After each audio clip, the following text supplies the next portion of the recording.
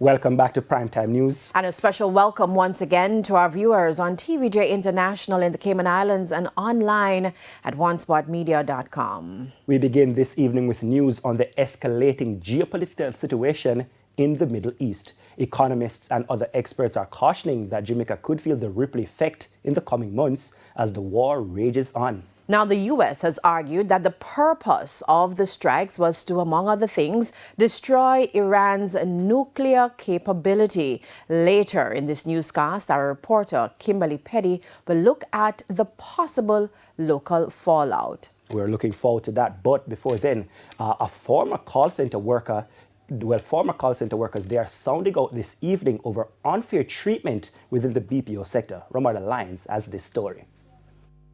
Working in a call center has been compared to hard labor, just under air conditioners.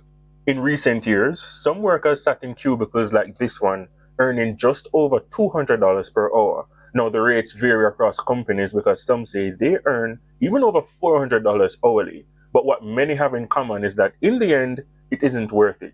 A young woman who was 4 months pregnant at the time recalled being denied a bathroom break. They said that I could not take the break because we need to stay available. That was not an option. So I decided to just use the bathroom while I had a customer on the phone and come back. 5 minutes later, the expectant mother returned. She was logged out of her station. She says they were graded by availability to accept phone calls. So once logged out, work hours are affected. Now, after inquiring, she learned it was done by a manager. However, she went back to work. But when time came for another break, the same issue was repeated. This time, she approached her manager. And she said the queue was in a red and they were calling that it's all hands on deck, no break not available, no lunch not available. Another worker said because of working conditions, she developed a urinary infection. So I remember keeping up my urine because I was working a 12-hour shift, so I was keeping up my urine for that long. I was in the phone for 5 hours to 6 hours. But they were still saying that they will let me know when to go. So when I reached home, when I was urinating, it would burn till I ended up have to visit a private doctor.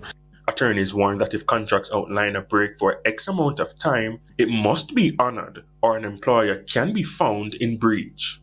On days you do not get breaks, or if you lag your break, it's a problem because you're always calling out that the queue is high. You need to stay available in the phone.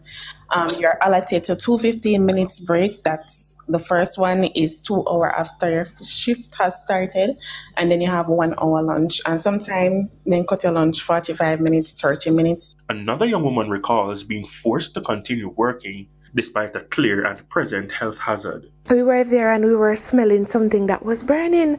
So we're thinking that probably it was the cafeteria. But the cafeteria was not attached to the main building. We looked, there was a big cloud of smoke coming down through the main AC vent in the middle of the work area. So we grabbed our stuff and we ran outside and ran to the assembly point. The human resources manager was alerted, but the woman claims there was no concern for humans, just resources. By the time that she came, the smoke was gone.